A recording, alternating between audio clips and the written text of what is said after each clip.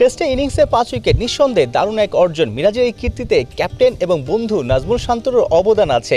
80 over শেষে নতুন বল নিয়েছেন ক্যাপ্টেন। সাধারণত নতুন বলে পেসাররাই বোলিং করে থাকে, কিন্তু মিরাজের তখন ঝুলিতে 4 উইকেট, 5-এর দারুণ এক সম্ভাবনা আছে। ক্যাপ্টেন বন্ধু নাজমুল শান্ত 81তম ওভারটা মিরাজকে দিলেন এবং সে সময় আসলে মিরাজ 5 উইকেটটা তুলে নিলেন। এই ছবিটা দেখছেন মাস 9 আগে গেল অগাস্টে রাওয়ালপিন্ডিতে মিরাজ সবশেষ 5 উইকেট পেয়েছিলেন এবং অনার্স বোর্ডে তিনি নিজের নাম লেখা তার কীর্তিটা তিনি সেখানে তুলে ধরেছিলেন। ভবিষ্যতে এই মেমোরি আসলে দেখলে আরও বেশি আসলে ক্ষুধাটা বেড়ে যাওয়ার একটা সম্ভাবনা থাকে, কিন্তু বাংলাদেশের কোনো মাঠেই কিন্তু এই অনার্স বোর্ড নেই এবং এই কালচারটা এই সংস্কৃতিতে আসলে তৈরি হয়নি। মিরাজ কি এগুলো পোড়ায়? প্রত্যেকটা মানুষের অর্জন এটা কিন্তু ভালো লাগার বিষয়, কারণ অর্জন কিন্তু একদিনে আসে না, অনেক কষ্ট করতে হয় তারপর অর্জনটা আসে। যেটা বললেন যে রাওয়ালপিন্ডিতে ওখানে 5 উইকেট পেয়েছিলাম আর নাম দেখেছি, ভালোই লেগেছে যখন চ্যাম্পিয়ন্স ট্রফি খেলতে গিয়েছি। আর তারপরে যেটা বললেন বাংলাদেশে, আমার কাছে মনে হয় যে এই ট্রেডিশনটা চালু করা উচিত, আর যারা এখন বর্তমানে আছে আশা করি এইটা নিয়ে চিন্তা করবে।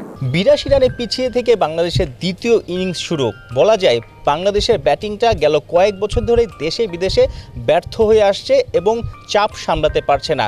দ্বিতীয় ইনিংসে বা তৃতীয় দিনে বাংলাদেশের মিডল অর্ডারের উপর আসলে বড় প্রত্যাশা বা আশা থাকছে, যদি এই টেস্টটাতে আসলে তারা চ্যালেঞ্জ ছুড়ে দিতে চায় জিম্বাবুয়ের, কিংবা টেস্টটা বাঁচাতে চায়। তৃতীয় দিনে আসলে আলটিমেট টার্গেটটা কি? দ্বিতীয় দিনে বোলিং ইউনিটকে কত মার্কস দেবেন মেহেদী মিরাজ? এখানে আমাদের ভিডিও ফুটেজ আছে।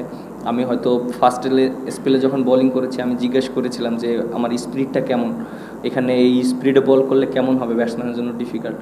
উইকেটটা তো আসলে আপনি গেলেই উইকেট পাবেন না, বাট ব্যাটসম্যান যেন কষ্ট করে খেলে বা রান না বের করতে পারে তখনই একটা সিচুয়েশন আউট হবে।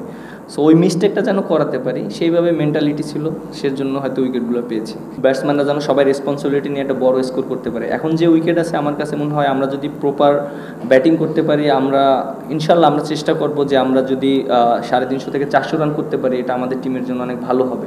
আর একটা টেস্ট ক্রিকেটে যদি 300 রান টার্গেট দেওয়া হয় চতুর্থ ইনিংসে, এটা অপোনেন্টের জন্য অনেক ডিফিকাল্ট, কারণ উইকেটের অনেক চেঞ্জ আসবে। 4 নম্বর দিন 5 নম্বর দিনে সাধারণত উইকেটে টার্ন হয়, আনইভেন বাউন্স থাকে, সেই জায়গাটাতে তাইজুল মিরাজ দারুণ ইফেক্টিভ রোল প্লে করতে পারে। তার আগে আসলে বোলারদেরকে ভালো একটা রান দিতে হবে যাতে করে তারা সেটা ডিফেন্ড করতে পারে।